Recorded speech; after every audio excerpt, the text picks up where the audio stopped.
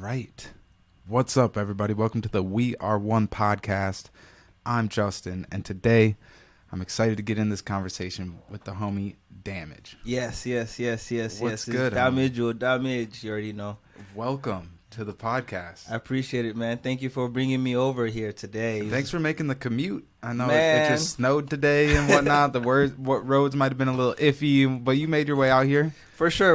Like I was just telling a lot of, I didn't even know it snowed today till I stepped outside. Damn, So, bro. like, You didn't even look out the window? nope.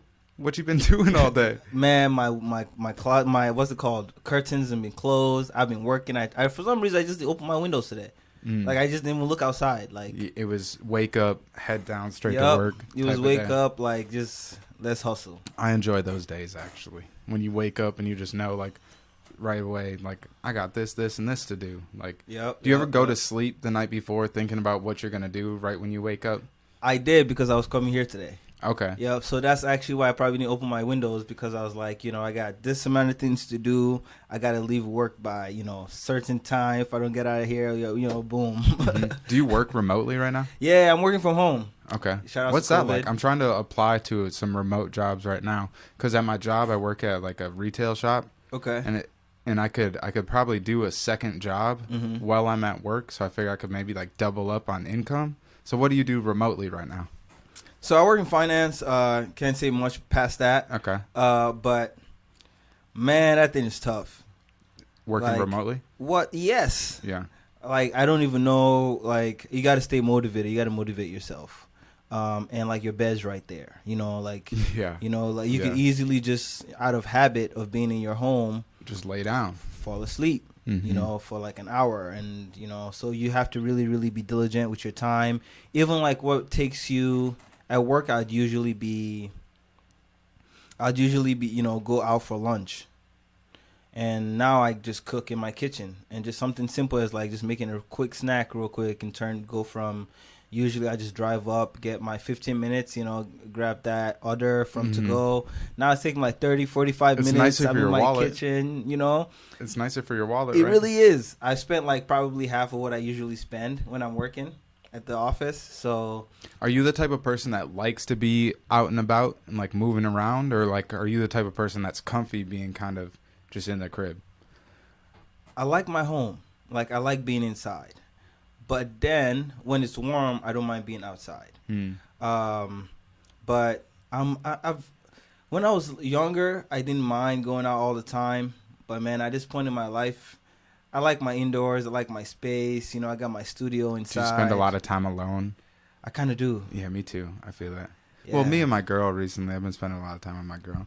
But it's Okay. kind of like being alone at the same time where like, I don't know how to explain that, but I enjoy my time with her, and it's not the same as like hanging out with like the homies or whatever. So it's kind of like just being relaxed and content in the crib. Yep, and it's the same way. It's the same. It gives you the same feel. Like you want your time. You don't mind time with the homies. You don't mind time with the girl. But that you're when you're used to being alone and you're alone all the time, like you're just like your thoughts. You're so much different, man. I just Do you have siblings? Yeah. Okay. How about yourself? I grew up as an only child. Oh, okay. And I think that's part of why I like to be alone so much. Okay. You know what I'm saying? Mm. Because I'm just used to being alone. I used to just entertain myself as a kid, like Wow. playing with the Legos or Okay. going to bike and whatever. But I was mostly alone. So for me personally, I think that's why I like being alone so much. For me, it's a little bit different. I was been in boarding school since like middle school. Okay. So like I didn't exactly have all the time that little like structure indoors, with the family and stuff all the time, because like I was born in Nigeria. So just off that, like just boarding school is a norm over there, like high school, boarding school, elementary school. Last years of elementary school was boarding school. So yeah. Are you like some other Nigerians that I've met in the past where like the boarding school is like almost like a military style school, like the strictness of it, or is it just like a more laid back than that? Well, it's just schooling in like West African countries in general can seem a lot more military style to Americans. But when you're there, man, doesn't feel like it. It is definitely more strict, but I wouldn't say military style, but it's definitely strict. Okay. And just so you know, when I'm writing, I'm just writing for the show notes. So I'm just like, I'm still listening though. Okay, yeah, I just like to let people know. Usually I tell you that before we start recording. Because I've had times where I'm like writing and people be like, what's he writing? Like I'm the therapist or something, like taking notes, you know? Tell me more. I'm just like taking notes of the convo. So at the end I could type it all out. Whatever. So when did you leave Nigeria? So I was 13. Okay. How old are you now? I'm 27. 27? Yeah. So a little over half your life has been Yep, in the United States? Or, exactly. Okay. Yes. I'm Nigerian too, actually. I'm half Nigerian. What? Yeah. And nice. I've never been to Africa or Nigeria. Really? So tell me a little bit about Nigeria. Oh my What's goodness, home man. like, brother, you know? Man, so like you will probably get the most love you've ever gotten in your life when you're home. Like people are instantly going to be like, yo, this guy is from a different place or he just got here. They could tell by your clothes, by your aura. My complexion. Well, not even the complexion. There's so many like mixed people. Like Lagos is the biggest, largest population in Africa. So you're just bound to see people from different parts of the world. Okay. You know what I mean? Yep. It's like the business center, you know. So it's like, man, just Asians, like, you know, British people. You're going to see a lot more Europeans and a lot more Asians than Americans. Okay. America's far. Like, America's far as hell. You know, so... I think in this day and age, I might appreciate that. Just like escaping from Americans for a little bit. Man, you're going to love it. I promise you. I ain't even ever been outside of this country, bro. Have you been to Canada? No, no I've Canada. I've never, nowhere. South. I've been trapped, and not even outside the country, but I haven't been outside like the continental U.S., which is just like the borders of like. But you've been like to mainland. other parts of the U.S., right? Like the South. Yeah. Like I've been kind of all over the U.S. But, okay. Which is, I guess, is a pretty big country, but it all is like within the same. There's cultural differences from state to state. Man, we have to go to flipping Mexico. Like Mexico? I want to go to Africa. I mean, yeah. The reason why I say Mexico is because it's cheap. Okay. You know what I'm saying? Like we could get like we Have could you find been to Mexico? Yeah, I love Mexico City. Okay. That's one of my favorite cities to travel to in the world. Like so much shit to do, like so much stuff to do. Every weekend or every day, there's something going on in the city. Artifacts, dope. But like Africa, on the other end, man, like it's just amazing. Like the difference between like Mexico comparing to our war countries and Africa is like Mexico is like they're a little bit more, I'll say at least Mexico City, they're a little bit more like they're welcoming. They don't speak a lot of English, you know, so like you're, you know, constantly trying to figure it out, you know, if you don't speak Spanish. It's a little more like just a tiny bit more advanced in terms of like technology, the way, you know, because it's 24/7 light. But like when you're in Africa, like the food is just so much, just like you're living, you feel like you're in the land. You know what I mean? Like you feel like one with like nature. You just feel one with the world because like everything is so like grassroots in a way. You know what I mean? Like people are so people are so welcoming, man. Like you ever go to a country where you don't feel like it's probably because of my skin, huh? You know what I mean? Like I don't have to go too far from like where we are right now to feel that way. Yeah. You know what I mean? Yeah. Like, but in Africa, it's just like you just know they like you because like they like you. Like they, you know, they genuinely like want to get to know what's going on in your life. Okay. You know? I love that. I can appreciate that. So it makes me look forward even more to going and having that experience myself. Yeah, man. Give me like, what's a like misconception being from Africa? Give me some of like the misconception that from the United States looking at Africa that like Americans might have. So just like America, it all depends on what part of Africa you go to. So if you want to go to Africa, you better be researching and seeing if that spot has the animals, because my version of my Africa is like New York. Like, you know, Lagos is the biggest city. It's a city, you know, like it's go. It's fast paced. Lots of infrastructure. Exactly. You know, big buildings, you know, big cars, you know, big life. See, I think that right there by itself, some people, not all people, but some people be like surprised. Like, what? there's a New York City type city in Africa. Let me tell you something. I've seen way more G-Wagons, way more Rolls Royce and Bentleys in Lagos than I have in Minnesota. So I would just tell you that one to give you that one, you know. So I mean, Africa is a spot. Like Lagos is a spot, you know. That's where I'm used to is Lagos. But you know, if you're looking to do more like safari stuff, then you're looking to go to maybe, you know, the southern side of Nigeria. You know, we're looking at Calabar. So there's, you know, it all depends on where, you know, you want to go to, and what you want to experience. And what you want to experience, you know. Shoot, I had a question. What was I going to say? Oh, have you been back to Africa since? Yeah, I was back in 2017. Trying to, I have a few things I do for Africa or for Nigeria, at least I would say specific.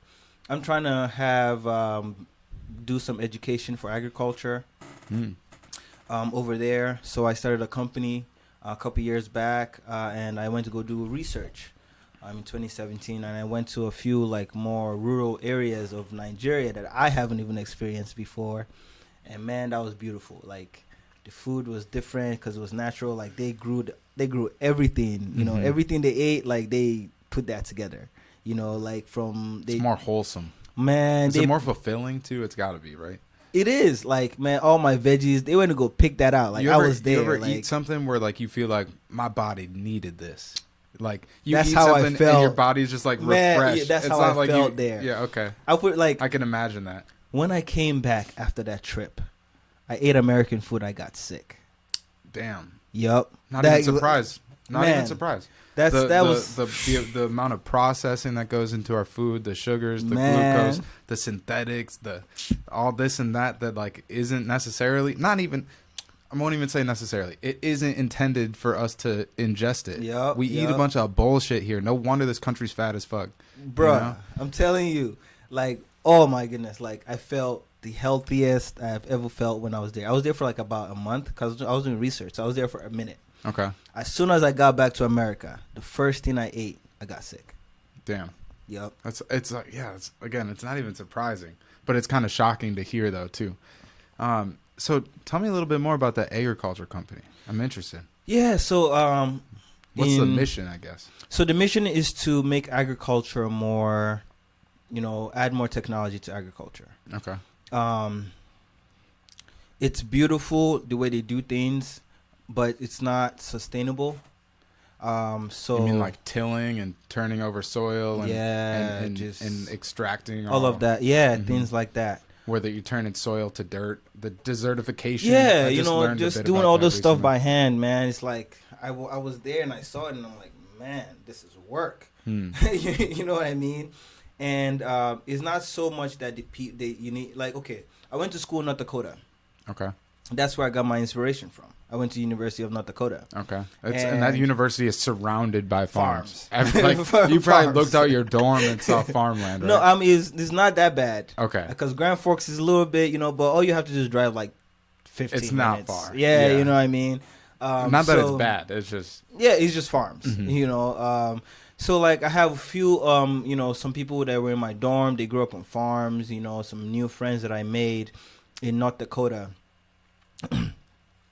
And just looking at how they did stuff, you know, going to some of their houses and just like learning how they move, and, you know, with agriculture, and how like only 1% or 2% of the United States feeds the whole USA, you know. And we definitely don't want to feed our people the way the US is feeding us with the processing and all that stuff. But, you know, just like you say, you know, new environment, new sets of, you know, rules, new sets of guidelines, right? Me understanding that environment and understanding the technology of agriculture in this environment, I really felt like I can create some type of fuse that would actually just help them go further in, you know, in terms of their ability to produce while remaining healthy. Because I still want to go to Africa and feel like I'm eating some good food. You know what I mean? Yeah. So I don't want to like ruin. So you're not like trying to bring over like factory farming and like non-sustainable crops and stuff like that. It's just like taking out some of the labor from the process. Yeah. And the good thing about that spot is the labor is still there and the amount of labor is still needed. But once you till it and the food is ready to be grown, the agriculture can be used to plant. The agricultural equipment, the new world, technology can be used to plant. It can be used to turn over the soil. It can be used to do all these other things. But then, the fertilizer, you got to make sure that you're making sure it's not the bad one, things it's not like that. Glyphosate. Exactly, Yeah. Just making sure that that's good for the environment as well, and also creating an educational package for people that just graduated from college, that are studied, agriculture, that don't have stuff to do. And that's one of the biggest things in Africa. Is like the biggest economy in Africa is jobs, and people don't have jobs because they graduate from college. Like me and you, you can, in America, you can at least go work at McDonald's. You know what I'm saying? Over there, a job like that is can be hard to come by. You know what I mean? Yeah, it's interesting you make that point, just 'cause it makes me think of how America is it's built on top of the working class and the labor class. There's jobs everywhere because that's just how our country sustains itself, is by people basically breaking their back to produce for these larger companies and things like that. Exactly. And that's just an byproduct of capitalism. You know what I'm saying? Right. And but then capitalism can be good. I feel like that's my feeling. I don't think it's inherently bad necessarily. It has side effects. Yeah. Very bad side effects. We can say. That's how I feel about capitalism. But to me, it's the best that we've got right now. Yeah. Right. Oh yeah. Compared to anything else that we've tried historically, capitalism seems to have improved the quality of life the most compared to any of these other systems, right?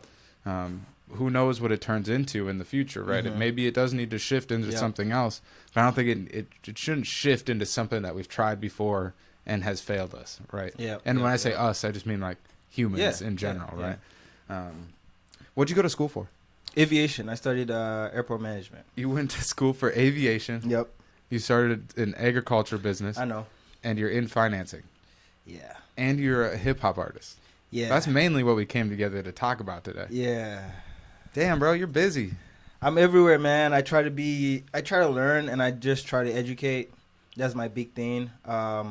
It's just education and just learning new things, man. Like personal education. Personal education, yes. Personal education, for one, is the biggest one. And with agriculture, there's just love and giving back to the land and the community that helped me be who I am today. And finance is you better learn that.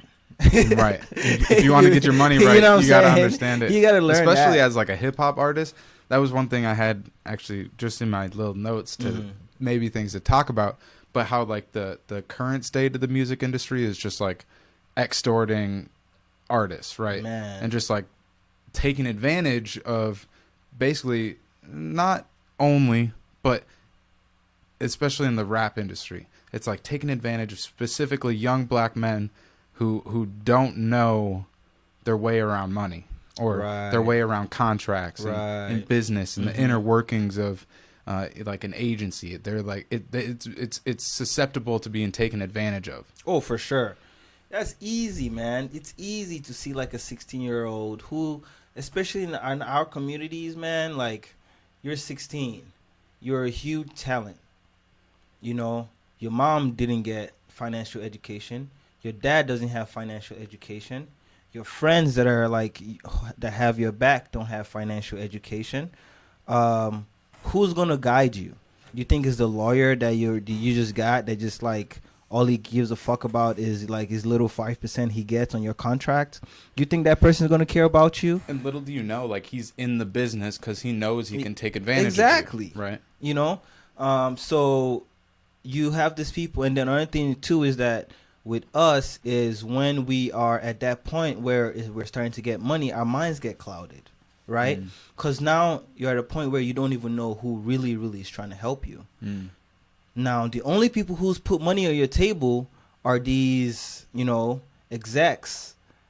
So in your head, they got you a lawyer, they got you all of this. In your head, at that point in your time, in your life, they're the only ones who are really trying to help you.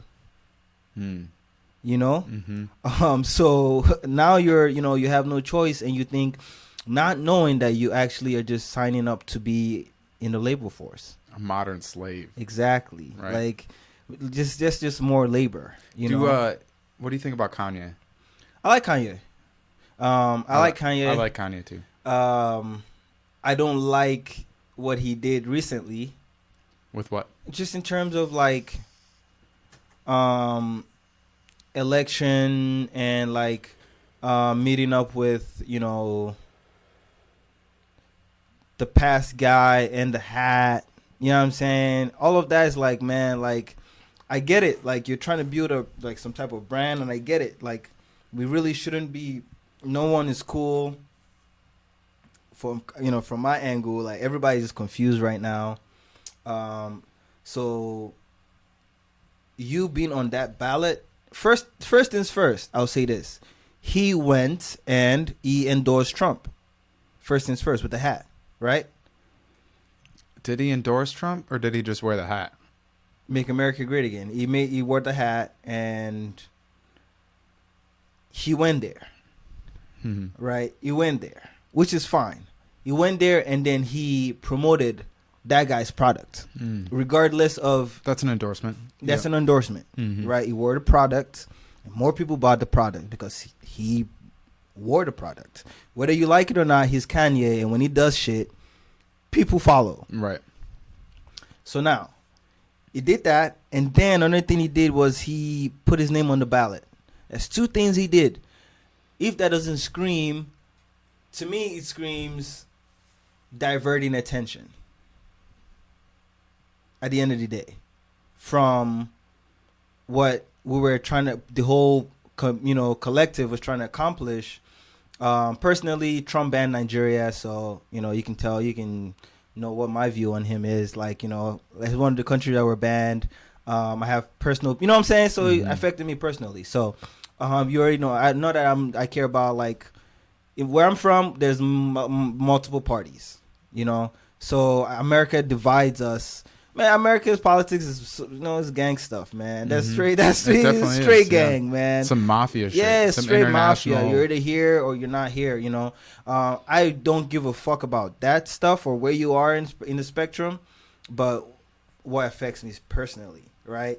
And also, if you're looking at the agenda for what we have in the world, it's like, that dude got to go, right? Now you put your name on the ballot, and you got 60,000 votes, bro. If he's on the ballot in 2024 and he runs an official campaign, I think I'll vote for him. I don't even mind that. But you just don't like the disruption he right caused now, in the meantime. Right. You know what I'm saying? That's valid. You know what I'm saying? Like, you could have easily, if you did it right from the start, you could have easily been that person that shifted what that just happened the other way. Yeah, I think that's valid. You know what I'm saying? Yeah, why wait till the last minute in the game? Exactly. And then come in, And then I think you saw Lil Pump was, at the little thing. Yeah. What's his name? Exposed some text messages as well. Rich the Kid. Okay. About how he got an invite from the Trump team as well to be at that same rally. And he denied it. They're like, oh yeah, come through, you can meet the billionaire gang. You can meet the billionaire gang, See, that's like further like extortion. It is. They think that they can just like be like, oh, like, here's an invite to be a part of this, like, this elite gang. Yeah, man, get the fuck out of here. And Lil Pump fell for it. Yeah, he did. And his ass probably just saw some shit on TikTok, like, if you make more than $400,000, like, you're gonna be affected this way under Joe Biden's tax plan. And he was like, not my money, type shit. And let's face it, dude's a white kid. I'm not trying to be, it's a little white kid that got famous off rap music. He's white, right? Lil Pump is white. I think so. Yeah, I mean, at the end of the day, you know. So he's profited off like our culture. You think he gives a fuck? Richard Kid obviously rightfully declined it. But like, you think Lil Pump is gonna like deny, meeting a bunch of white billionaires that are just like that, Mm-hmm. Come on now. And his manager was probably like, "Oh, do it! Like, it'll be controversial. Like, it's gonna get you hella clicks and views." He just dropped something too, right? Which is, I'm sure he dropped something the night that he made that appearance. Exactly. Right? You know what I'm saying? Yeah. So it's like all these things, man. You really like right now. Like I never really liked his music. He was popular off one song. So like, but him doing that off like. Wait. The only song I know of Lil Pump's is it that Kanye Lil Pump song where they're in like the box shirts? No, Gucci Gang. Oh, really? That's how. You don't know the Gucci Gang song? I know that song. Yeah, exactly. But wait, was it Lil Pump and Kanye in that other song? Yeah, it was. Okay, I'm not confused. That's my point. So I know 2 songs of Lil see Pump, my point? but that's it. So now I'm like, okay, Lil Pump went to Lil Ish. Kanye is out here. You know what I'm saying? Like okay, and Kanye just became a billionaire. Okay. Sounds good. I would rather believe that Kanye's intentions weren't. I think Kanye is genuine, but I think he has been manipulated in certain ways. As far as recently, I don't know. I think he's genuine, but he gets influenced by some specific people or groups of people, and he doesn't realize that he's being influenced or manipulated. But I actually enjoy Kanye's like outlook and like vision for the future and whatnot. That I'm about it, like I'm about that, like like we are one, right? It's like unity, grassroots, like servitude, like I'm with it, like, and to me it sounds like that's what Kanye is pushing, is like a collective solidarity, work together, like. Yeah, the government's here, but we don't really need the government. We could buy this neighborhood ourselves and build it up the way that we want to, right? And I'm about that life too. Me and a lot of we're talking about. I'm like, bro, it'd be dope to like just like grow your own community. You know what I'm saying? Like buy land and just build. Did you see that Akon thing in Senegal? Yeah, in Africa. Yeah. What's it called? Is it called Akon City or something like that? No idea. It's got a dope website, like some crazy building designs. It looks all futuristic and shit. Dope. That's dope. You know what I'm saying? Like, yeah, man. Like I'm all for it. And like I said, I don't hate Kanye. You know what I'm saying? Like I was looking at when he like threw his Grammy in the toilet. And he pissed on it, bro. I was like, I'm all about, you know what I'm saying? Like I'm all about that life. You know what I'm saying? But it's like, man, you're definitely like, there's definitely some powers here that are involved in whatever you're doing. And I think sorry to cut you off. Go ahead, man. I think Kanye's got powers in one way or another. Like something happened to this man's, like the way his brain operates, and something is different about Kanye and the way he thinks and his just outlook on the world and his perspective. The lens he sees the world through is just different. Yeah. And I enjoy different people. Like you know who else I like on that note? Who's that? Dame fucking Dash. Dame Dash. Yes. Okay. That guy.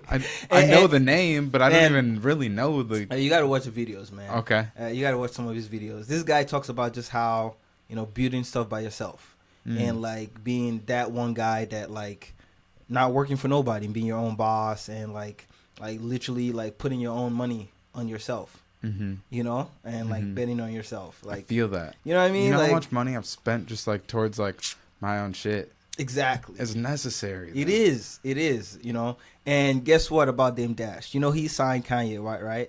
I didn't know that. Yep. So he's one of the people that signed Kanye from the start of Def Jam. He was working with Kanye and also Jay-Z.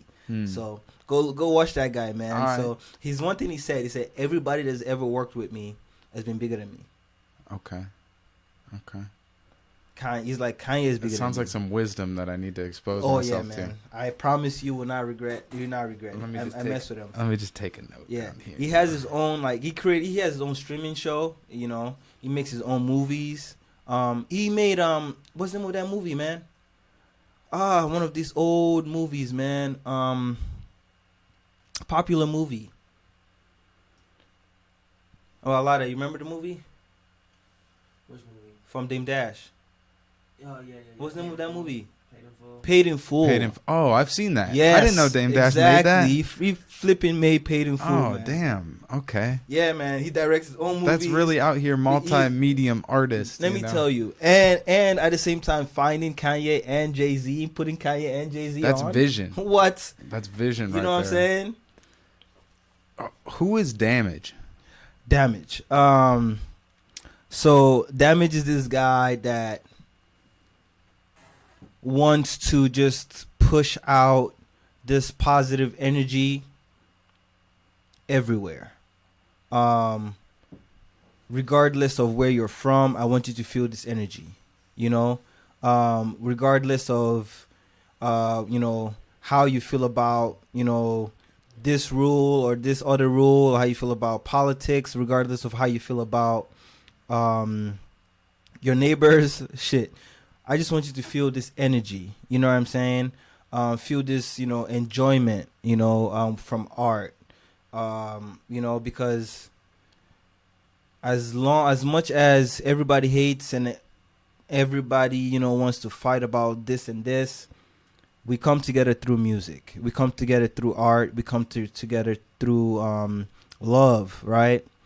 And, if you're not talking about what's relevant in society, and you're not talking about what, love, and you're not talking about how to, you're not talking about fun, you're not talking about there's no coming together, because at the end of the day, communication is key, right? Mm-hmm. And we communicate through multiple different things, and I just know how to communicate best through music. So, is there an origin story to your name? Yes. So it started out as this, right? In college, we're looking for different names. In college, I was 23 Damage because my name is Dami, so you have the Dom in my name. And I did 23 Damage just because, it was at that point, I was 23. And, my name is Dom, and age was just I'm Damage, because that time, I know what's going on. It was 21 Savage was out. It was going crazy at the time, and I didn't really and my friend was calling me. I did some crazy stuff back then. I'm not gonna get into that. Maybe on the next episode. Maybe on the next episode. So everyone was calling, so everyone was like, yo, Dom, I go by Dommy, and then people were I was 23 Dom. People were like, nah, man, 23 Damage.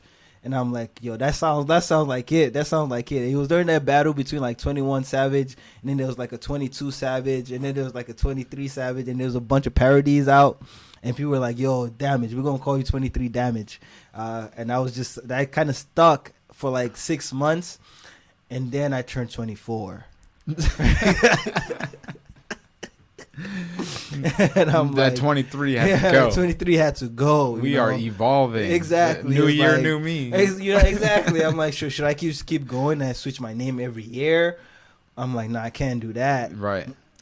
Just drop it. So I went with the Damage. So I went with just Damage, and then I was gonna drop something. I went with Damage with the 2 E's, because when I researched my name on YouTube, there's a bunch of other Damage stuff. When you Damage, it's it's a buzzword. It's just a noun that might get used. Right? Exactly. So you're just gonna say explosives, explosions. I'm like, yeah, and then no one's gonna find me. Mm-hmm. So, I did Damage with the 2 E's. That was a little easier, but then I just do the damn, my name is Damn, and then do the space age, so Damage. Okay. So it still goes. So spell and it it's easier to find. DAM, and then age, Damn, age. With a dash or a space? You space dash, Damage. Okay. Gotcha. Now that's a little easier to find. Yep. And it's a little more maybe recognizable of your name. Exactly, too, exactly. And then people hear Damage, be like, "You're a bad guy. You doing something." And I'm like, not, Damage catches people's attention, but you'll hear the sounds and it's man, this is all positive vibes, man. This is some fun sounds here. When did you start making music then?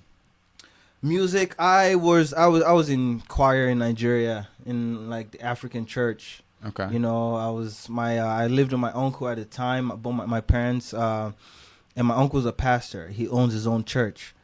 So like, as much as I didn't want to go to church every day, I had to go to church every day. So going to church every day, I just got into the choir, doing different little church things here and there. And when I got to America, teen church, I was like choir again, because you know That's just what you knew. just what I knew. American high school, choir again, you know. And that actually helped me with my voice. So U.S. choir, shout out to Mr. Dahl. He hates me, but Fuck that fool. yeah, exactly. Pause real quick. Yeah. Give me a taste of some like African church music.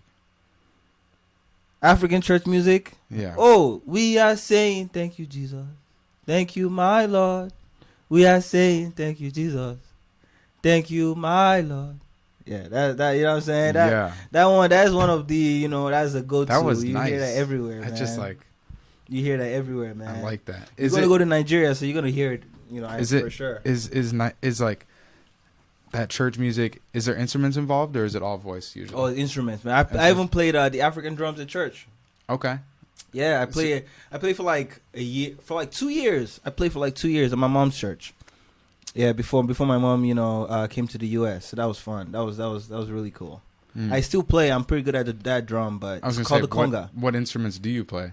I play the conga. That? I play the conga. Yeah, that's Okay. my stuff. I actually need to get new ones, but they're expensive in the U.S. I could just pick them up in Africa. If from just about anywhere. Yeah, but out here, cheap. of course, they're trying to like tax. Man, on it, right? they're expensive. Like, man, why would I pay like $250 for a conga? It's like $50, bro. I feel it. That's dope. I'm hardly musical at all. I tried to play guitar a little bit when I was younger, and then I remember the reason I stopped is it's dumb looking back on it, but my instructor was gay, and it just made me uncomfortable. Okay. And I always had this weird feeling that like he wanted to flirt with me, and I know that was just probably my misconception of gay people at the time, being like an 8-year-old and not ever being exposed to it. But then I stopped, and I haven't been back to do anything musical. Man. I'm pretty sure my choir teacher was gay too, but it was all love, man. Yeah, you know what I'm saying? Yeah. Like, but I also think I just wanted an excuse not to. So maybe I'm telling myself a story where like I remember it, whereas I felt uncomfortable, so I didn't want to go back and do guitar anymore. But I think I just didn't want to do guitar anymore. You probably didn't want to do it anymore. Because if you really love it, I don't think you'd have cared. You know what I'm saying? I wasn't enjoying it. Yeah, you probably you weren't enjoying like playing the guitar. And also sometimes too, maybe it's the way he taught you, you know, or maybe his aura didn't allow you want to be taught by him. You know what I mean? I do. A lot of times it's not just about, you know, being, you know, gay or not gay. It's like, okay, you're gay, but like you're also not that cool. You know what I'm saying? Like, so overall vibe. Exactly. Like you're, you know, but like if you're gay and you're cool, then you're cool. Like I could be like a regular dude and I'm like an asshole, and it's like, yeah, I don't want to fucking learn from that dude. Personally, I don't give a fuck about people's sexual orientation like nowadays. But I think back in the day, definitely had a lot of influence in people. You know, like we're doing a lot of growth in general, like just as human beings and as the world. Isn't it nice when people can just like be themselves? Like, and be honest. When someone, like, if someone, say someone is, I guess, gay, for example, but like they're open about being gay, it's like, sometimes you have somebody who's gay, and unfortunately they feel that they have to stay like closeted, and then, but like the people around them might know like, dude's definitely gay, right? And in reality, no one cares. But it's like unfortunate that he has to stay closeted, and then it's like, for me personally, I've had the experience of being like kind of uncomfortable because like I know that they're gay, but they're not open and honest about it, and maybe they're not gay, and I'm just making an assumption. But now I'm going on a tangent that I didn't know where it was going. That's cool. I know what you. It's definitely cool to like, you know, be yourself and out there. You know what I'm saying? But then again, I also feel like it's nobody's business. True. Personally. But don't you feel like we just have like a better world when people can just be themselves though? It's not that they have to put out whatever it is, whatever expression that they have, but when people can just be honest about who they are. Right. I feel like personally I get along with people better if I don't feel like you're like hiding a part of yourself behind some wall. Yeah, but then if you're feeling some type of way, and but that's you, right? Because my battles are my battles, you know? And I don't expect you to come in, even if I told you, oh, yeah, I'm, you know, if a gay person, like, hey, man, I'm gay, by the way, like, what are you going to do for him? Right. You know what I mean? True, definitely. Right. So, like... Let's pick a different thing besides gay. Yeah. Because that feels like it's even if it's something else. Let's say he doesn't want to let they don't want to let you know they got kids, you know. You know what I'm saying? Okay, now you know he got kids. See, what I imagine in that is like having a homie who's always having to like run off, is never like trying to kick it, and I'm like, what's up with this dude? Like, why is he hiding something about himself? Like, I can't really connect with that person because they're hiding something, right? Okay. Like, yeah.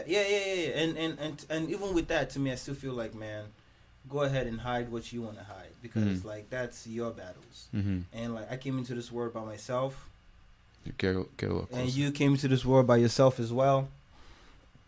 So, man, I feel it. You're saying just hide what you.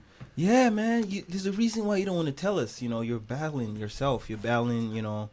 But it's just unfortunate that people have to feel insecure. Yeah, I agree with you. I like people to be confident in their individuality. Right. I think it's sad when people have to be insecure and feel the need, especially for me.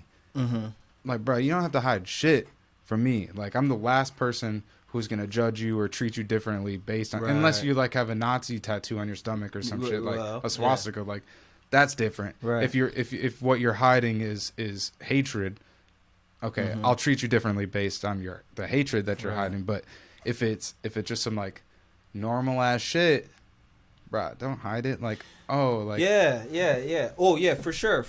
I agree with you 110% that if it's like your homie, and you know, you just feel some type of way, like, hey man, what's going on with you?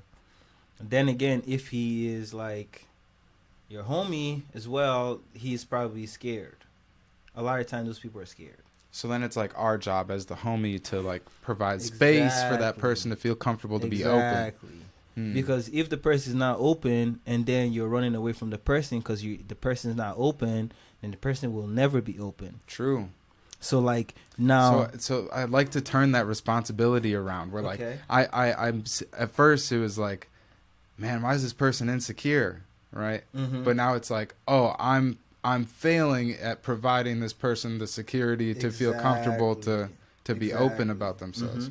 It's not why is he not, you know, open? It's like, let me create a space so when he does feel comfortable, I know that he is going to come to me because I've already shown him that I'm cool with that. You know, if you're hanging out around people who are like always like, man, music sucks, like, you know what I'm saying? Like, why are you even in the studio, bro?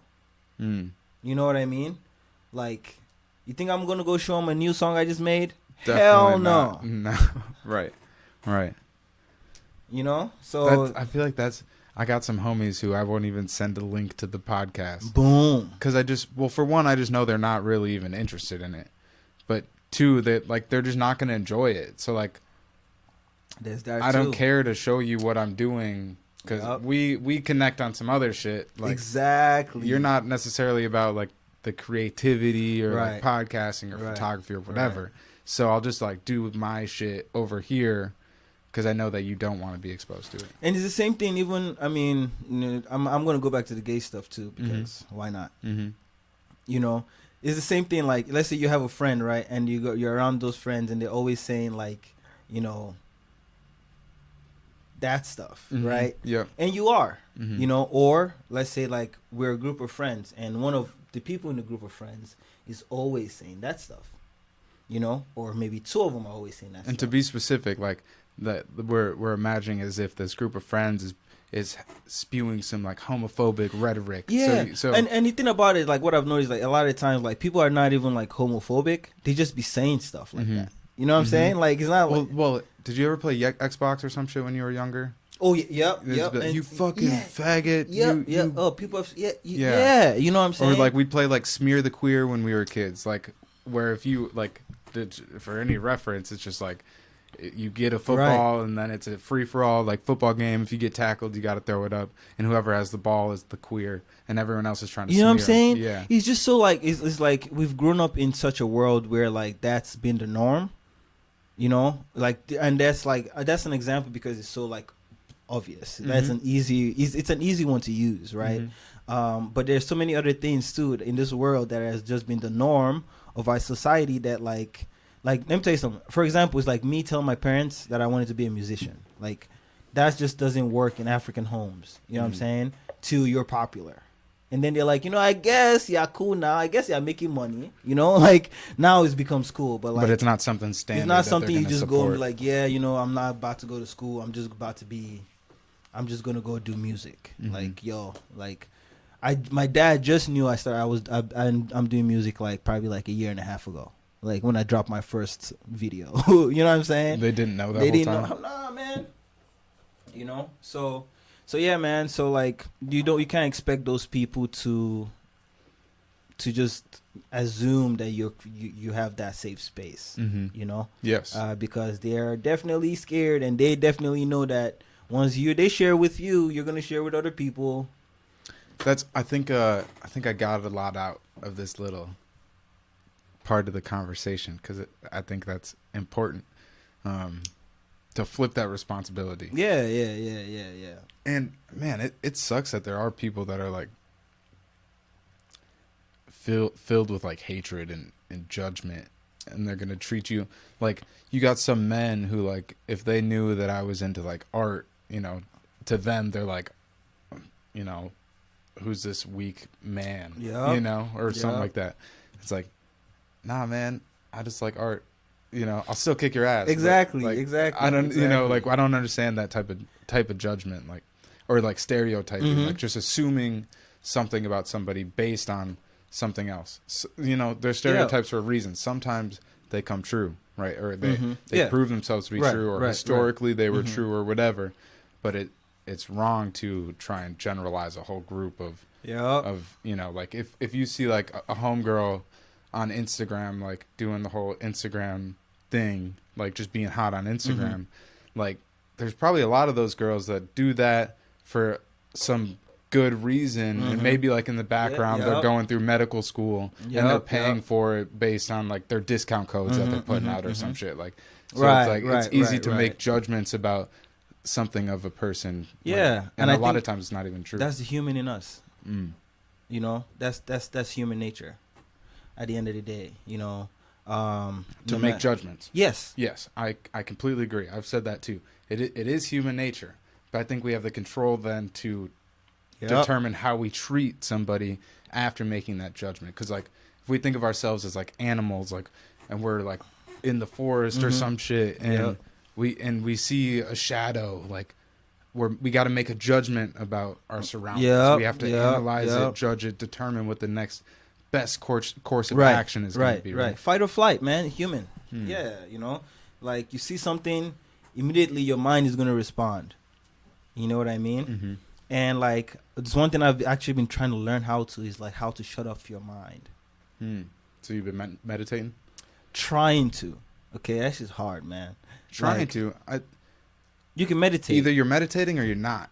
I'm not saying meditation. I'm saying trying to turn off your mind. Okay, got you. So turning off your mind, like now we're having a conversation, and turning off my mind to actually listen to what you're saying. You know what I mean? Isn't that what's dope? That's what's dope about doing this is like we know that we set aside this amount of time to do specifically this. Yep. And my phone's over there is the webcam. I'm not going to be distracted by my phone. Like we know we're like way more engaged with one another than we might be otherwise. That to me is what's dope about podcasts. Is like we don't give ourselves enough time as like humans to have these conversations, especially like meeting someone for the first time. Like this was when we're just meeting. Right. We're just meeting. But now we're like I feel like I know you, and we've only been talking for like 50 minutes now, but in some ways I could probably consider you a friend, right? Yeah, Where, yeah, for sure. I know for sure. you like a little bit deeper than just like an acquaintance or a mutual, right? Exactly.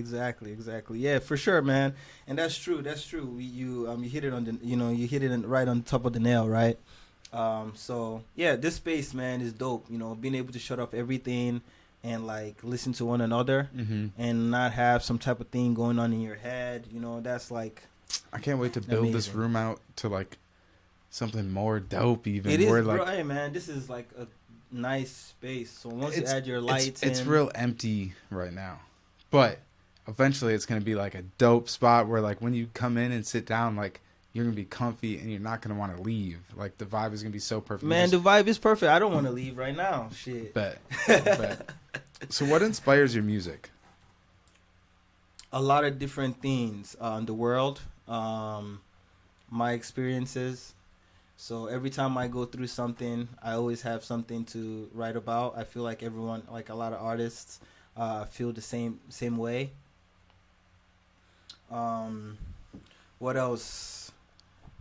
Research, funny words, pictures, experiences, traveling. That helps me with music.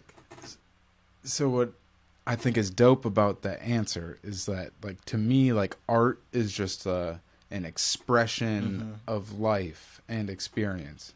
And that's pretty much what you just described, where, like, your music is simply inspired by the experiences you have in your life, right? Exactly. So it's just like art, like podcasting to me is like art. It is. Painting, photography, making music, digital art, drawing. A lot of times it's just an expression of your life, right? A feeling, an emotion, an experience, something painful, and then something random that's never been made up before. I'm telling you, but it's probably like connected to something more deep rooted, like in your experience. That's just how you're. Because no matter what happens, right? If you see something and you say it a certain way, and if you see something and like the words come together a certain way, as much as you don't want to believe it, it's from something you saw like sometime. You know what I mean? It's from something you've seen and something you've done from sometime in your past life. That's what's bringing this reaction, right? I think that's important because so many people are hung up on the idea of like wanting to be like original. And I think in a lot of ways we got to be honest with ourselves and like there's really like no real such thing as original. Like you're not going to just like come up with something totally brand new. You might like build on something or change something or what you produce might look different than everything else that's out, but like that, like you're saying, that's inspired in every single way by something that you've experienced or that you've seen. Or it's only original because of your interpretation. Ooh. You know what I'm saying? Yes, I like that a lot. So it's been done before, but the way you interpret it is what makes it unique. So I like that. That's important. Well, we got a couple tracks here loaded up. Yes, sir. Should we? So first off, you're not gonna like copyright claim my YouTube video, right? You give me permission to. I will not copyright claim your music on what's it called, but you will get a notification, but it's going to be from my distributors, and I'm not going to flag you. Okay. So is that how it fine. works? Do you get a notification like on the back end, like, hey, this is being used? Do you want us to put like a copyright claim on it? Yeah. Oh, that's dope. Yeah. I thought it was like automated. And sometimes they'll copyright claim my shit on me. Really? Yeah. And you're like, yo. I'm like, yeah, exactly. Come on. Like, hey, what's going on, man? Right. Like, you just canceled me. Like, this is my shit. Exactly. The fuck? Exactly. So. All right. Well, what was this first track that we had loaded up? And I think this song goes a little bit into part of the conversation that we had. Yeah, man. So I know what's been going on lately. And what's funny is that I wrote, this is NEPA Education. So we're going to start off with NEPA Education. This song is for us, man. It's for the people who have been played in the system, the people who've been marginalized, in terms of opportunity. And it's promoting you and promoting the youth to go start their own thing. It's promoting those people to go start their own businesses. So I'll give you a little bit of the words. Our mothers say we need education. Our leaders say we need education. After investigation, we've studied. Now we're done. They still haven't given us jobs. And boys have to get money. So you need to go get yourself a laptop, start a business or something, log into your Yahoo, and make some bread. You know what I'm saying? Mm-hmm. Start emailing people. Start Start creating something for yourself, because the world is shifting that way. So that's what this the first song, Nipa Education, kind of focuses on. It has the Afro rhetoric and the Afro stuff in there, so it's gonna sound more Afro, but that's really what the message is, and you can hear the words. When you hear the words, you understand. And also talking about life, because at the same time, while we're still having to solve all these things, and we all have our own habits, and we're still going through our own personal life while trying to get opportunity and provide for our families. So, yeah. Bet. Well, let's get into it then. I don't know how this is going to work. So if you're on YouTube, you'll get a nice clean version of it. If you're on iTunes or Spotify or any of the other platforms, it's going to be picked up over the microphone. So you'll get a little taste of it, but you're going to want to go seek it out yourself to get the full high quality version of it. Damage Project, November 27th. That's when the project's going to be out on all platforms. Oh, is this on release? Oh yeah, it's going to be real. Yeah. Are both these on release? Oh yeah, on release, man. Oh, bet. Oh. Yeah, you getting the exclusive, my guy. Exclusive. Yes. You heard it here first. Yes. Damn. No one outside my crew has heard this, man. Really? I'm telling you. Bro, I feel blessed. Man, I'm telling you, man. Especially Nipa Education, you are, man. And it's a blessing to be able to share with you here. Oh yeah. All right, so here we go. Let's get into Nipa Education. Did I say it right? Nipa Education. Nipa Education. Let's go. So Nipa is French. Okay. Yeah, Nipa. So like, did you do it? No, I didn't. You know what I'm saying? So it's like no education. Like we got the education, but did we really get the education? Okay, I see you. All right, here we go. Let's get into it. Press and play.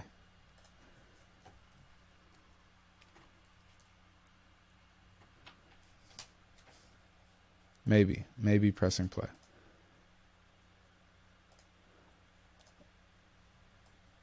It doesn't want to play. Hold on. Just chill.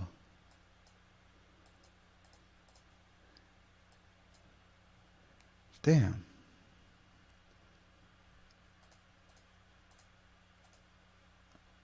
You have the headphones in. They're in the interface though. Yeah. They're not even in the computer. But the computer is attached to the interface. Right, but the output is still the regular speakers. It's got it. I think it's because we're using the driver to record on both that I can't do a playback at the same time. So fuck. We'll probably just have to link it. That's cool. Okay. All right. I'm gonna put hyperlinks in the show notes. You can add the audio too. I can just say you have the real audio. The waves. Do the audio. I'll just do that. I'll just clip in the audio. Clip in the audio in there, and you just play, and then it's like. Actually, no, I can't even do that because then it'll be different on both platforms. What you mean? It'll be different on YouTube, which is being recorded here, and Audible. I'm just gonna add hyperlinks. So when you get to this point and you hear us just like rambling right now about how you're gonna listen to it, just hit pause real quick. Go to the show notes, listen to Nipa Education, and then come back. Yes, sir. I wish I could have heard it so I could react to it live, but that's just what we got to do for right now. You can hear it. Soundcore it. And then you can react to it. Well, it's not going to work. Okay. Tell me more about Nipa Educations. So, yeah, man, that song, like I said, is just about the justice and with what's going on right now, the ENDSARS. I don't know if you saw that for ENDSARS in Nigeria. Give us a little context about that, I guess. Oh, yeah. So I've actually gone through it. I was in Nigeria 3 years ago. It's the same damn shit we're going through over here, man. It's police brutality.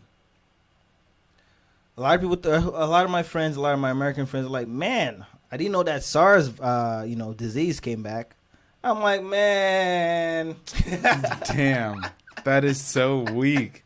All they had to do was like click on something and just like and read, research and read the stuff. All they saw was SARS in the headline. All they saw was SARS, man. Did you know COVID is SARS? Really? Yeah, it's a respiratory illness. SARS COVID-19 is like the full name. Yeah. I totally forgot that's the abbreviation. Yeah. Oh, goddamn. So what's going on with so it's protests against police brutality. Yes, it is. So SARS is a version of the Nigerian police. And it's like an independent anti-theft task force. Their job is for anti-crime, anti-whatever crime. So now, but then they started out not bad. Okay, so they were nice and in the police, and then just with a lot of things that has been going on in the Nigeria, mismanagement.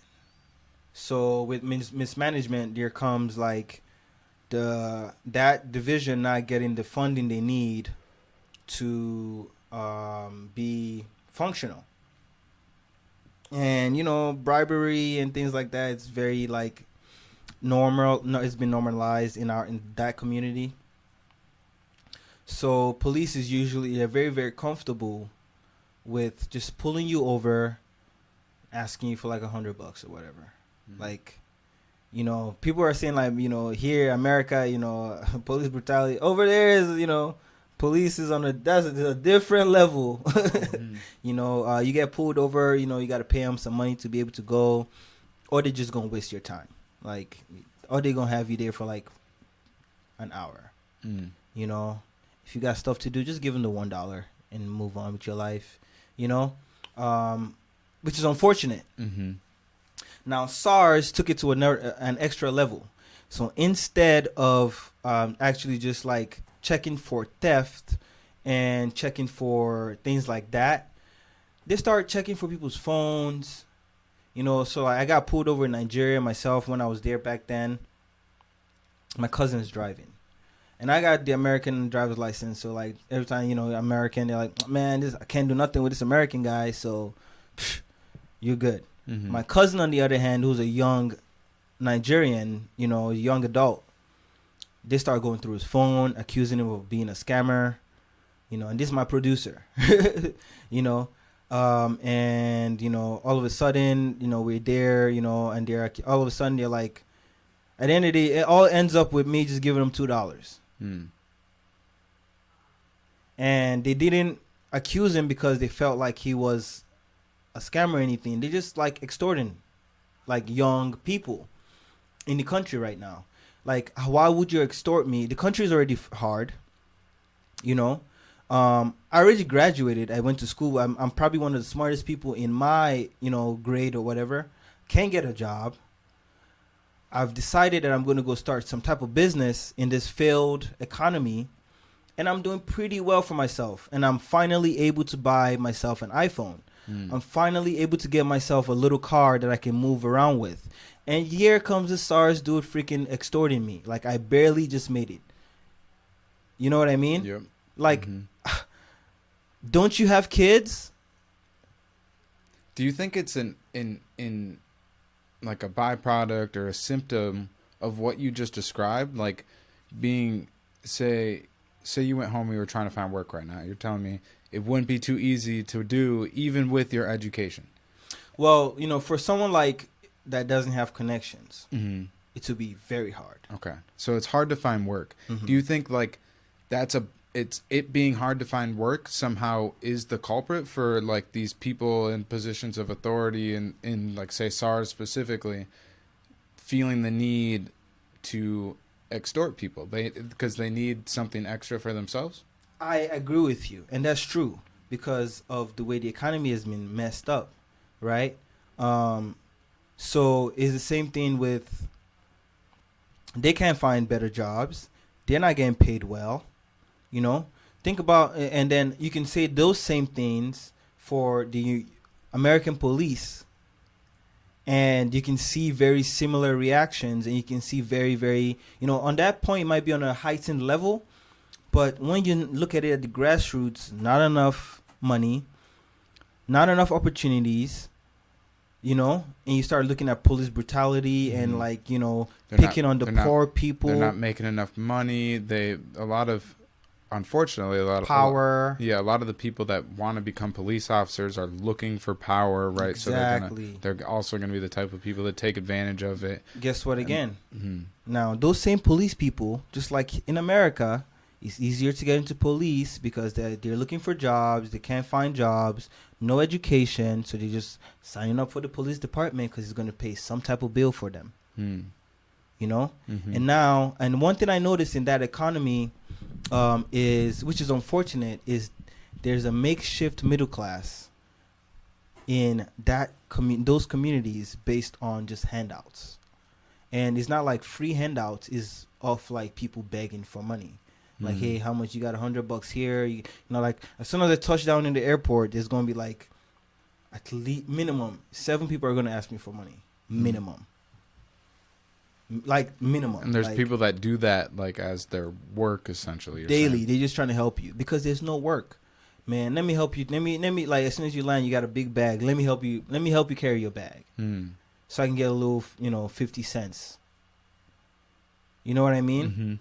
So like once they do that for like 500 people today, if like 250 or 300 give them money, they just made a little extra that they can go buy a little Xbox for their son, or buy, not an Xbox over there, obviously. Like if you're begging for money, you're not going to buy an Xbox. No, you know what I'm but saying? I get what you're saying. Extra food to feed the family for the day. You know what I'm saying? That's how a lot of those people are like able to. Well, I think there's like, I've talked about it on the podcast quite a bit, but I think it's important to repeat, and is that like one misunderstanding of like poverty is that it only furthers the harm being done in a community. It just exacerbates the amount of crime in the community. When there's a class of people that are just like in that famine mentality, and they're just desperate and every day, and they're gonna do what we might think is irrational just to survive, right? Like begging or panhandling, right? We see a lot of that in the United States. Crime like theft and selling dope or whatever it is. Like these are like it's byproducts of being poor. Yep. And a system that holds people to that standard and criminalizes them, right? Exactly. There's like a war on poverty there is in a the war United on poverty. States. And like globally, there's a war on poverty. Oh yeah, for sure.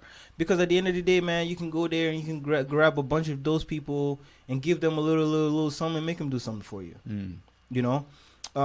For example, during the SARS protest, there were still people that were messing up the protests, right? It's not the protesters. Very similar to what was going on here. They're paid people. The government have paid people, provocateurs, to go mess up what's going. And it happens. It's normal. It happens every time before election. It happens every time. In America, it happens in a different way, but it still happens. You know what I'm saying? In America, they got lobbyists. Come on now. You're still paying people to go do your dirty work. And we still see provocateurs. And we see those people all too. All summer long in our protests, they were exactly. They're like the Umbrella Man, to name one specifically. I don't know if you ever saw that in Minneapolis, but a bunch. Mike, let me get his phone real quick. I'm gonna give it to you. I want to hear the music. Okay. So I'm gonna have you connect to the speaker.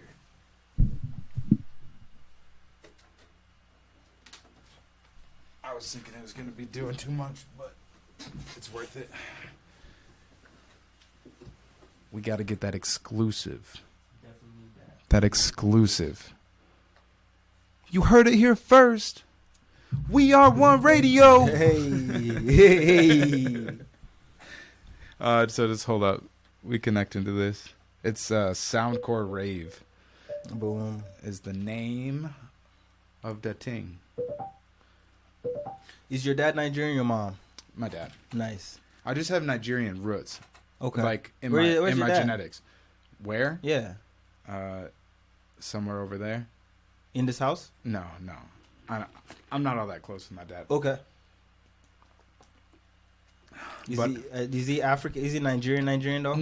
Nope. That's what I mean. Just like genetically, he's not culturally. Okay. Does that make sense? Yeah. Where like I did my ancestry DNA. What percentage? Like 30. Okay. And then some percentage Cameroon. Cameroon. Mm-hmm. What percentage is Cameroon? Like I think like 19% maybe. We should pull it up. Maybe. I know exactly what part of Africa you're from. Then he's from like Manga's area.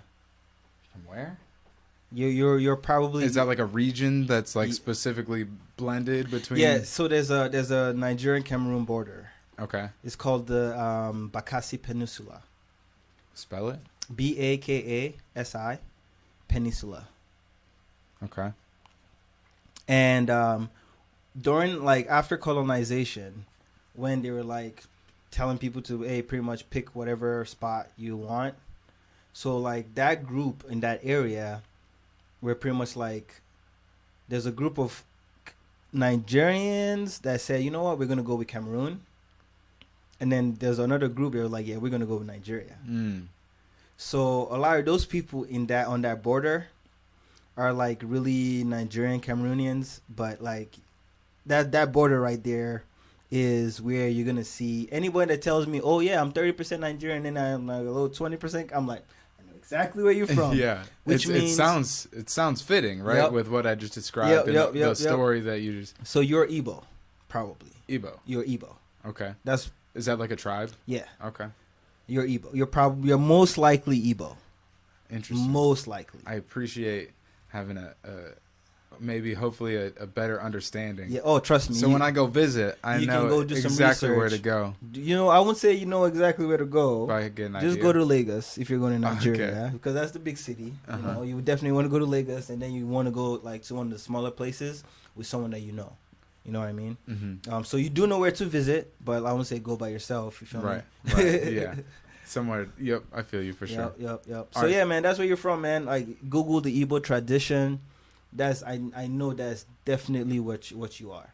Okay. Like I'm excited to learn about it. That's what you are, man. I appreciate you being my teacher on this. No problem, man. No problem. Oops, why did I cross I'm glad that? I got to actually share with you that part, because like, yeah, now you actually That's cool as fuck. Because like, I mean, it's without having someone from that grew up as much time as you did in Nigeria, I probably wouldn't have learned that anytime soon. Yeah, man. So. Yeah, man. Because a lot of Cameroonians don't even know. Like, I'm Yoruba. Okay. And my mom is from that area. So my mom was not Igbo, but she's from Niger Delta, which is kind of close to the Igbo area. Okay. So like I'm familiar. I traveled on that area in that side, so I'm familiar with that area.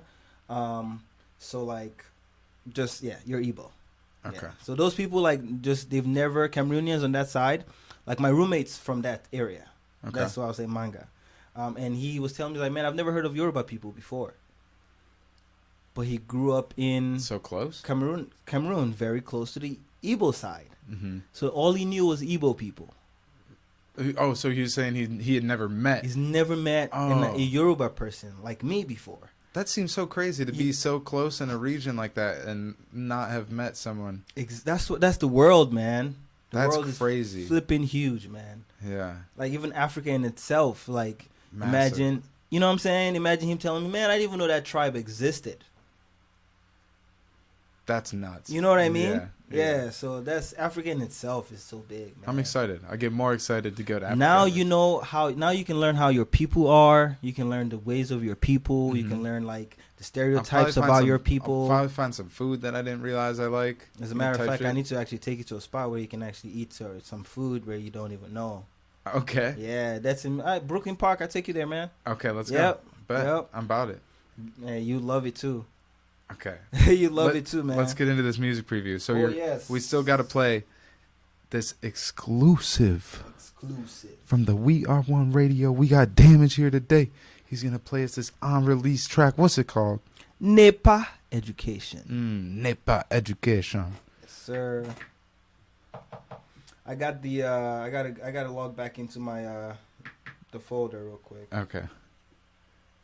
It's okay. What's up, everybody? How y'all doing today? I appreciate you tuning into the podcast. We love you. Boom. Founder. Finders, keepers. Is it playing? About to play. It's loading up.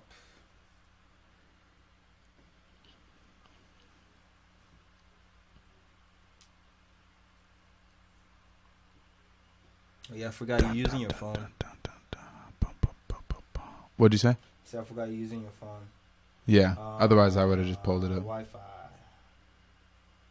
Oh, it won't load. Here, I could sign you in real quick. Tell the people something they don't know about you. Something they don't know about me. Mm-hmm.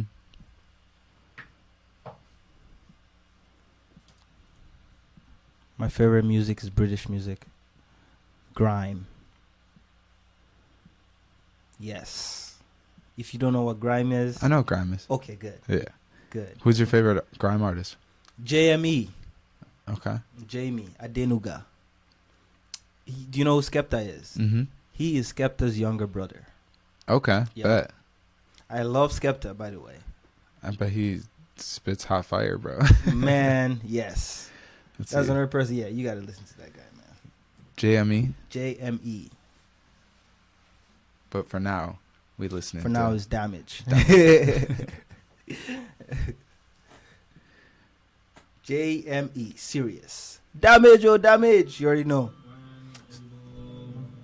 So this is Nepa Education. I got a volume right here. I can do it right here too. Okay.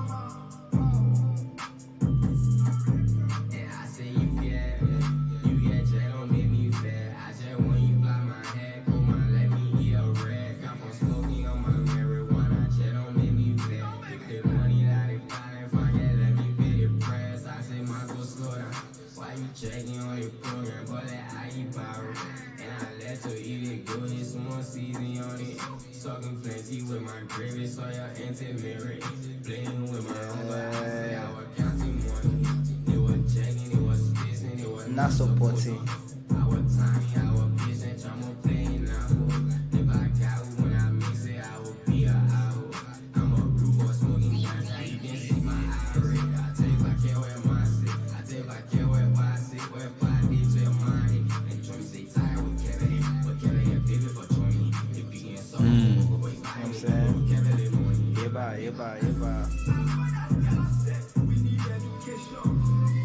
Is this only you?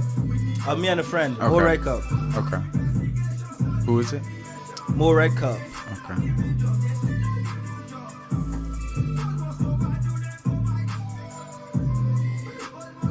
I feel like I get like grime vibes and like some Young Thug in there too even. People say that. And I like it.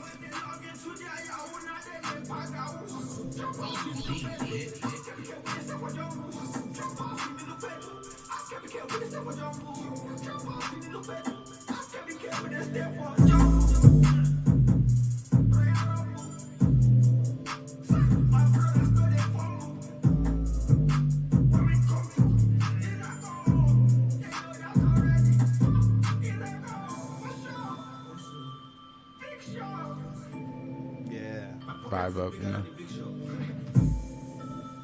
Hell yeah. You know what I'm saying? So this is coming out on this upcoming album? Yes, Damage Project. Damage Project. Yes, the EP, the debut EP, man. If that sets the tone for the whole project, I'm genuinely excited. Yes, And man. that sounds like some like I like the tempo and shit. So that sounds like some shit I'm gonna get down with in the gym. Just like I just need some shit to like bop to and kind of feel hard, you know, like exactly. Yes. Yeah, man. I'm excited. And so, how long is this project taking you to put together? Man, okay, a while. I originally wasn't going to put out anything in 2020 because of what's been going on, and like a lot of my songs came out. Like I've recorded a lot of these songs a while ago, and it just wasn't like the time to put it out. Which and pause on that real quick because I appreciate that. okay, I've felt there's been multiple times this year where I've been like, bro, not right now. Like, like dope. I wish I could support you, but I don't even feel like I have the capacity to support you in a proper way. Right. Two, like it's just not the time. Yeah, man. You know, and I think we're more so in that time now, where like personally I'll feel more open to like new projects and shit. Like Right. it feels more appropriate. Yeah, it does because I feel like with what was going on with the BLM movement and like everything that was going on in the world, like I just wanted to be one with myself, like my thoughts, and like I've shot some videos. I released a video for Mingle, which is also on the project, in February, and that was out in February. So that's how long that like I've had this content. As soon as March hit, COVID. March 24th. Exactly. I think that was the day of the lockdown. Exactly. So like, but like when it comes to like, if you look at some of the songs on there, I recorded them like 2 years ago. But they weren't fully mixed and mastered, and they were not just ready. Like I didn't add my finishing touches. I just didn't feel like they were ready to go. So it's a lot of just also adding like songs that I know works for this environment. And then there's some songs that I also made like no outdoor activity, which is I released while COVID was going on. It's like when we first got sent home. So I was home. So it was like it was relevant. Yeah, right? It was relevant, So and that kind of helped out with it. And then there's another song on there that I made a couple days. Nah, man, I actually made this too, like in 2 days within COVID. And I wanted to release it because it was post-isolation party. And I thought COVID was going to be over a long time ago, man. Right, yep. And this motherfucker's so still many here. People did. Bro, that's 8 months ago now. Right. And we got put on lockdown. And it's still here. So I was like, okay, well, can't put that out now because like we're talking about post-party.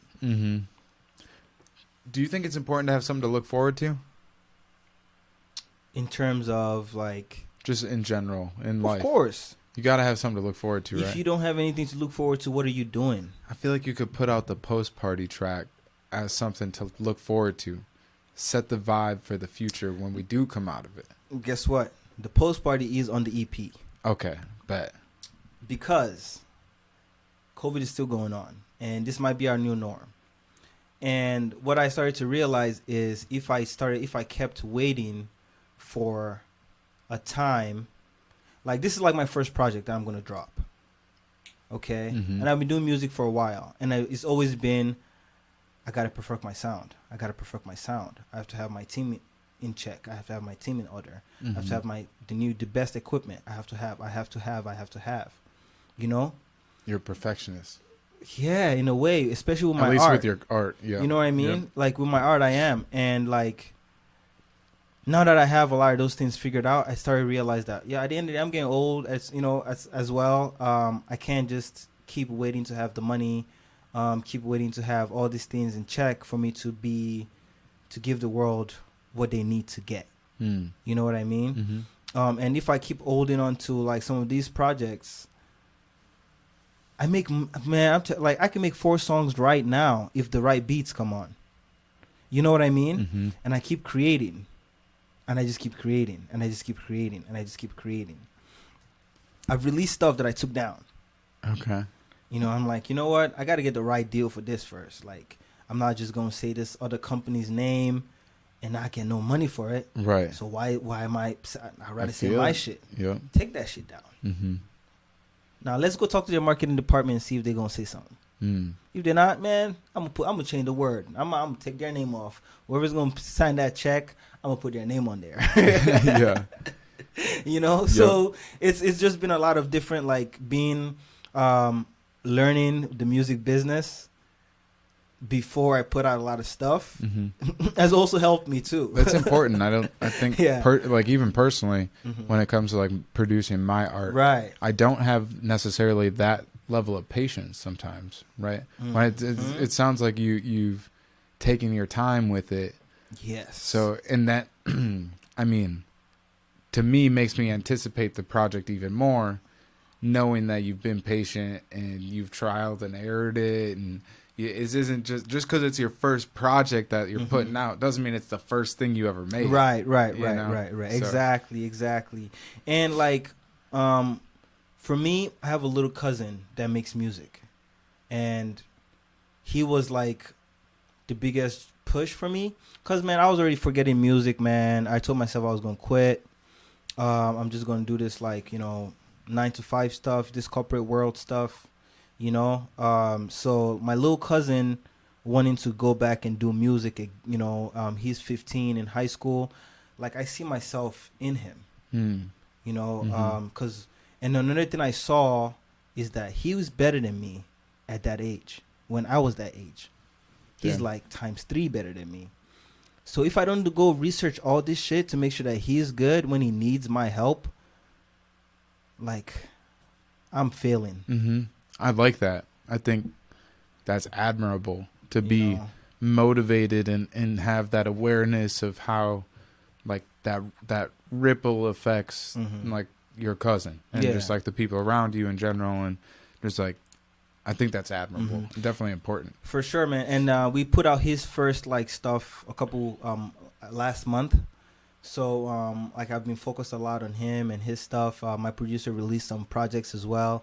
So, like, I've been learning from helping a lot of other people as well, helping them push their stuff to get this amount of streams, making sure they get this amount of views, making sure they're out here, making sure, like, they're getting coverage on radio, here and there, at least in the African aspect of things. And then I also know that, like, as 14, man, at 14, 15, 16, he has so much more to go. I didn't even have a studio. You know what I'm saying? He's got access to that. Here you go. Like, whatever you want to make. That's dope. You know what I'm saying? That's exactly that ripple effect that I'm talking about, right? And then, like, you're, like, responsible for giving him that almost like a head start. Yep. I think we, just as people in general, like, as we get older, I think we're responsible for the younger generations in that way. We are, man. We are. Even if it's family or not, but just, like, providing them with tools and resources and knowledge, and they know what's going on, man. They know what's going on. People think, like, oh yeah, he's just in high school. It's just dude's already a man. I was in high school where, like, tripping about, like, 9/11 and the corruption within the United States government and shit. Like, that drove me to, like, drug addiction almost, because it gave me so much anxiety and, like, existential dread. But no one older than me was, like, talking to me about these things. Man, let me tell you something. 9/11 happened. Both my parents were in America. I was in Africa, freaking out. Don't know where New York is. Don't really care where New York is. All I know is my parents are in America. Same concept. No one's like, everyone's like, okay, your parents are fine. Okay, but, like, the other airplane just hit, and I still know my parents are still in America. Right. Like, you have a deeper understanding of what the implication could be. Exactly. Right. Like, okay, like, well, this could be the beginning of another world war. Right. Like, can I talk to my mom? You know what I'm saying? Yeah. Like, you're like 7, 8 years old or something at the time, and you're like kids definitely are thinking about they have a deeper world view than we realize. Exactly. For sure. So, well, man. Where can people find you? 1L Choco, at 1L Choco. That's Instagram. If you want to follow the whole team, you want to follow everybody that's DAT Sounds. Go ahead and follow that. Also on YouTube is DAT Sounds. If you search Damage or One El Choco or DAT Sounds on YouTube, you should find my page as well. You should see all the videos on there. And I've really been thinking about putting all my videos on Instagram as well. The full videos. No one's putting their full videos on Instagram. I'm about to do that. It's free on YouTube. It's about to be free on Instagram too. Why not? Okay, bet. Well, man, I appreciate this conversation Sir. a lot. I enjoyed it a lot. Hey, thanks for having me, man. Absolutely. It was nice, man. Thanks for taking the time. Yep, man. Anytime, man. Hit me up. We have a few things to do now. Okay, we got to figure out. I got a few things for you to do. I'm gonna follow up with you. I'm gonna check in with you. Okay. You got to figure out your roots. You got to check out your Igbo land. Mm-hmm. We gotta go. We gotta link up again, cause we at a restaurant in Brooklyn Park. Yep, I'm about it. Just for a quick lunch, man. Mm-hmm. So you can try the Afro food. I can tell you what to eat. You know what I'm saying? We can eat, talk about, talk out away from the cameras. Mm-hmm. Mm-hmm. That in secrecy shit, Yeah, exactly. We don't think I actually think that leaders don't do enough things in secrecy. Right? Like when I say leaders, I kind of just mean like figures like ourselves, like not that we're like, this grandiose thing, but like but we are. Right. That was just me being humble, bro. Chill. But hey, man, we're part of this collective, man. Like we're part of this driving force, like especially for where we are in Minnesota. It's gonna change, and the people that are diligent and are going to keep doing it are going to be involved with what we're doing right now. It's going to be a time where we're going to matter. So it might sound small right now, but like I promise you it's not, as long as you keep going. I feel that, and I feel like I know that damn well personally, especially in Minnesota specifically. Yo, like Minneapolis and shit is like way we're like us being here in the positions that we're in, we're like way ahead of this like curve and like we are giant inclination on this like graph. Like imagine a graph of like quality of life. Like Minneapolis is about to like skyrocket. It is. Like I asked two things why I know. When was the last time we had Chicago has had there's Chief Keef, Kanye, flipping what's the name of that other guy? Chance the Rapper. Like I can name multiple cities where they've had like stars that have been stars under the age of 18. How many from Minneapolis? Next to none. Thank you. Not even next to none. Not like none. In the hip hop realm, maybe in the pop realm, I don't even know who. And you're saying specifically before the age of 18. Before the age of 18. Like popped. And I think now we're tangenting again, but it's okay. Minneapolis specifically, like there's something I think turning over right now in the culture. Like the reins of the scene in Minneapolis are being handed over to like our generation. And I know so many ambitious ass people in this city that are going to bring a crazy, dope, next level vibe, and it's going to, like we were talking about, provide the tools and resources to these younger generations that can then take advantage and have a head start. And it's like, it's dope to be ahead of the curve, because now like when our time comes, it's going to be like it's going to feel like the future, but it's like it's going to be like so. And that's the thing, man. Like we're going to be old, and we might not even end up making the funds from all the funds, right? But like, man, that transition and seeing your younger ones that you've given, make all the funds from it, man, think about how much that'll be rewarding as fuck. You're gonna get. That'll feel great. Life, because I know money ain't it, but it really isn't. Seeing man. like a positive ripple effect that I have on the world, that's it, man. Like if I can die and feel like I have something tangible that I helped create or push further along on its path. That's the difference between people who make legacies and people who make just live. There's a difference between a legacy and a memory. Right. Like the memory is gonna die with you, but this podcast right here is gonna be in the world. Like, tell me, year 3000. Right. That's in the world. This is gonna be like That's legacy. This is gonna be an archive of so many dope people. You know what I'm saying? We'll be looking back on some of these podcasts that I'm gonna be having like this conversation, right? When you end up going wherever you're gonna be going in your journey, you're gonna look back at this and be like, "Damn, Yeah, look, exactly. this was so early." Right. And then you'll listen to some of the things we were talking about, be like, "Damn, we were kind of with it. We were way ahead." Like what? I'm gonna be like 40, listening to myself as 24 right now, and being like, "This little nigga knew what he was talking about." You know, not that I know what I'm talking about. That's not even what I would mean to imply, but at the same time, like boom, I said it back then. Mm-hmm, right, and it's coming through, and it makes more. Like I say some shit now that don't even make sense to me, but it just coming intuitively, like boom. Instinctually, like something just like deep. It's like probably just being in tune with like the moral compass and like spirit and whatever. Like it just comes to you. But all right, and also you're on Spotify and stuff, right? Mm-hmm. So like your kids are gonna make money off it, even if like whatever it is. Mm-hmm. Right, and with that, so I'm gonna be opening up like my photography. Take photos? Yeah, I'm a photographer. What? Yeah, my photography. A lot didn't tell me. I'll show you. I'll show you. Producing cover arts, videos. Oh, wow, okay. I'm opening up some of my schedule to that again. So this is just letting anybody know. And he does cover arts, specifically, and all of that stuff. A lot of people know, but I was just putting it out because now it's I gotta include my multiple mediums of art, you know, right? It's pretty dope to be in a position recently where like I've made money from things that I've just like taught myself. That shit's dope. Yes. Like photography or like speaking. I've made money from speaking, and then fucking producing like podcasts. I'm making money producing podcasts for somebody right now. It's dope. Let's get the fuck out of here.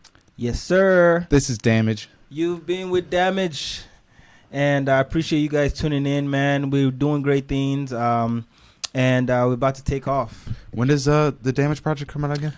I said December. Hell no. November 27th, man. It's the day 27th. after Thanksgiving. Black Friday. November 27th. Bet. Look out for that. I'll throw some links up in the show notes. This has been Justin and Damage on the We Are One podcast, and you got that exclusive taste of some unreleased Damage music. So shout out. And we out. We really out. Hit me up. We are one. I appreciate any feedback and whatnot. So like, just hit me up if you got something you want to say. Yes. All right. I'm out. We're out. Peace and love. Peace and love for sure. Deuces. Appreciate you, man. Wait, thank you. Let's get like a thumbnail real quick. Just like point at the camera so I can export that one up there. So I can export. Oh yeah, that's the camera. Peace and love. Let's go. Now I can export